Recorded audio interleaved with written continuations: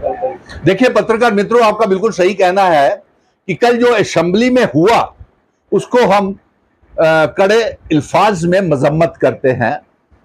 ऐसे हादसे जम्मू कश्मीर के ऊपर इतिहास में एक काला धब्बा है जो हमने अपने कैरियर में और 75 सालों में ऐसे गैंग वार गैंगस्टर्स की तरह लड़ते हुए, अनपढ़ गुंडों की तरह सड़कों के ऊपर लड़ते हुए तो देखा है लोगों को, लेकिन एमएलएस जो कानून बनाते हैं इस तरीके से गैंग वार करेंगे, ये हमने असेंबली में आज तक नहीं देखा।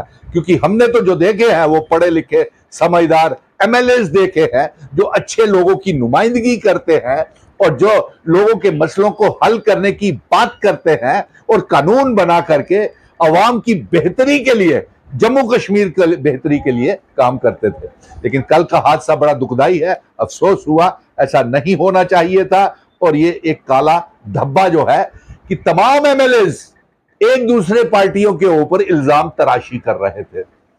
अब मैं नाम नहीं लेना चाहता हूं कि कोई भी वहां पे कम नहीं था, और अगर कुछ एमएलए जो भाग करके हमारे पास आए, हम वहां पे 5-6 अलायंस के एमएलए जो थे, मेरे मित्र थे, हम बैठे हुए थे और वहां पे एक पार्टी का एमएलए भाग करके आता है और बचाने के लिए कहता है, अगर हम उसे बचाते नहीं और समझाते नहीं तो वहां पे अभी तो टेबल और फर्नीचर ही टूटे हैं, बहुत कुछ हो सकता था।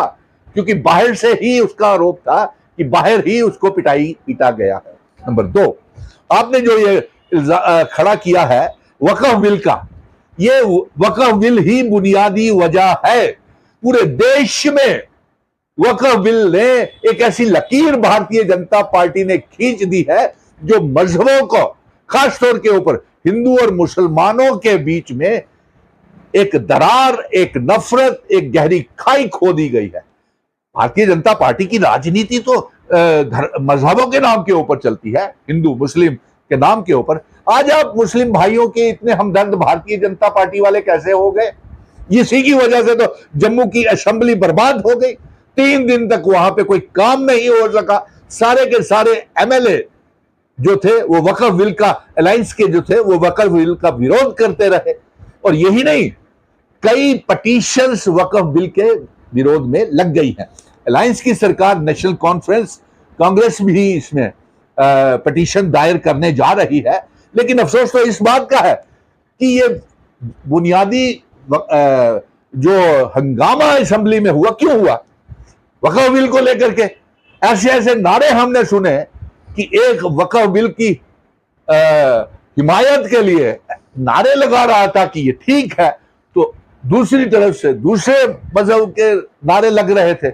ऐसे नारेबाजी हमने नहीं सुनी इंसाफ के मंदिर में। कानून बनाने वाले टेंपल कहते हैं असेंबली और पार्लियामेंट को, ना पार्लियामेंट ठीक से चली, उसको वहां भी विरोध हुआ, जम्मू कश्मीर की असेंबली में भी विरोध हुआ। और आज आप कैसे हमदर्द हो गए मुस्लिम भाइयों के जिनको कल तक आप हिंदुओं को बहकाते थे। मुझसे कट्टर हिंदू कोई नहीं होगा।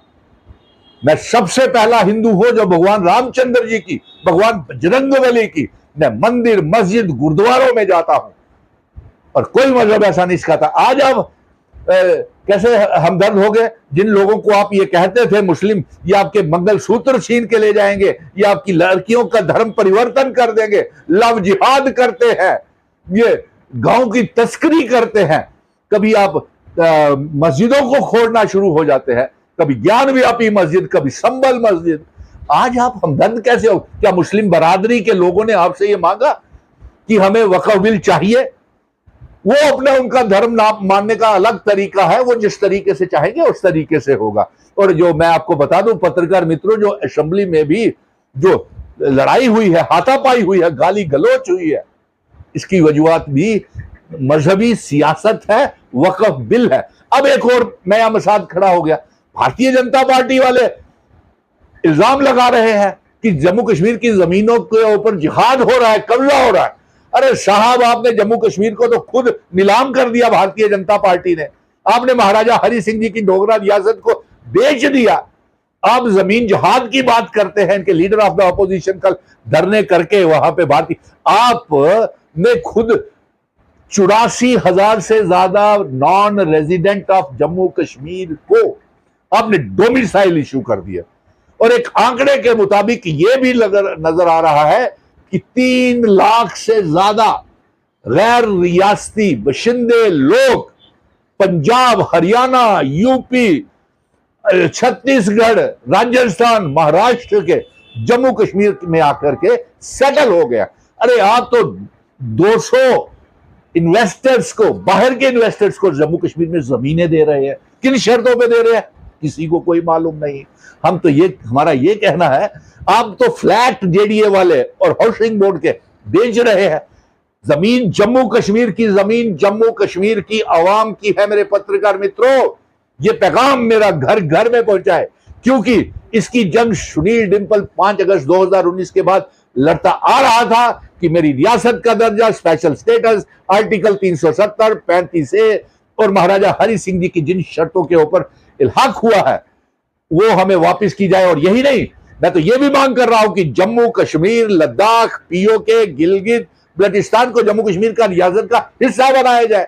आप वक्फ विल्स के नाम के ऊपर मुस्लिम समुदाय से जमीनें छीन रहे हैं, और छीनना है तो चाइना से अपनी जमीन वापस करवाइए, वहां तो आप बोलते नहीं। पीओके, गिलगित बल्टिस्तान को आजाद करवाएं जो भारत का और जम्मू कश्मीर रियासत का हिस्सा है, वहां तो आपकी बोलती बंद हो जाती है। घड़ियाली आंसू कल आप बेरोजगारी के ऊपर बहा रहे थे। पिछले 11 सालों में जितना दरबदर हमारे जम्मू कश्मीर के नौजवानों को आपने किया है, हमारे पीएचई, पीडीडी, पीडब्ल्यूडी के डेली वेजर्स को, अरे कल ही अमित शाह साहब आए थे, 28 एमएलए मिले थे उनको, तो बात करनी थी ना कि पीएचई, पीडीडी, पीडब्ल्यूडी के डेली वेजरों को पका की आपने बात, उनसे बात करनी थी ना कि हमारी रियासत का दर्जा हमको वापस किया जाए, की आपने बात नहीं की। आप ना, आपकी वजह से जम्मू कश्मीर में एब्रोगेशन ऑफ आर्टिकल 370 के बाद आज भी इनकाउंटर्स जगह जगह चल रहे हैं। उधमपुर में, बड़ी ब्राह्मणा में, सांबा में, कठुआ में।